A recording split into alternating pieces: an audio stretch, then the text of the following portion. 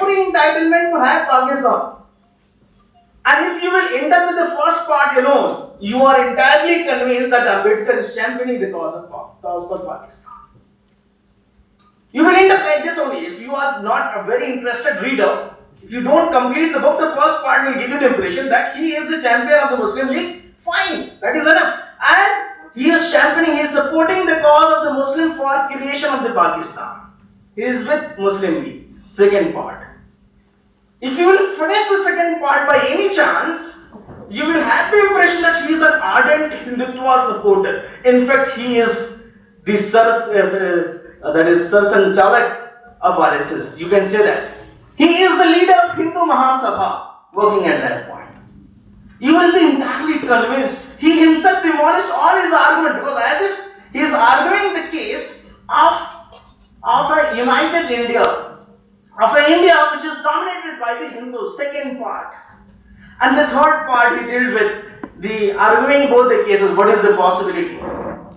But throughout the first introduction to the last part, the fifth part, where he has, in the fifth part alone he has given his opinion.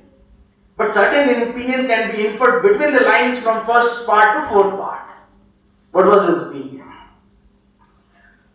If you will quote from the first part, you will be postering all around India that Ambedkar as the champion of the Muslim interest.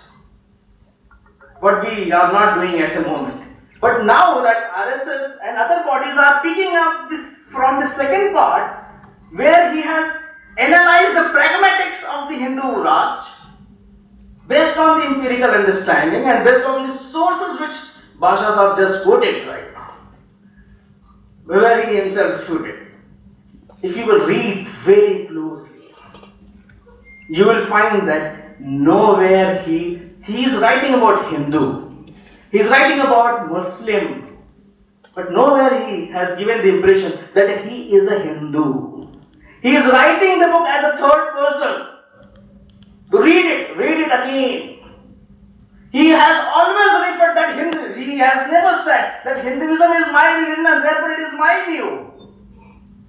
He is writing about the Hindu things. If he is allowed to, and if Hindu Rashtrapati thinks, if Hindus are having this opinion, if those who are against Pakistan, read it carefully. The first is, he did not include himself, he did not consider himself as Hindu and therefore he cannot be the voice of the Hindu right thing. He did not. Second part, he is writing about the Muslims. Second part. So he is writing about the Muslim and there Hindu means Hindu higher caste.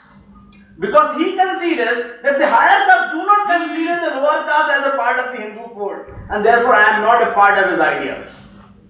Similarly, when he is writing for the Muslim case, he has quoted aptly and he is referring to the Muslims as if the Muslim League is the sole representative or the only representative of the Muslims.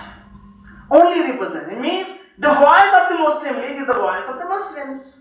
And therefore he is critical, he is using Muslim League and Muslims interchangeably. So whatever he has said, and of course he has said lot many things, whatever he has said a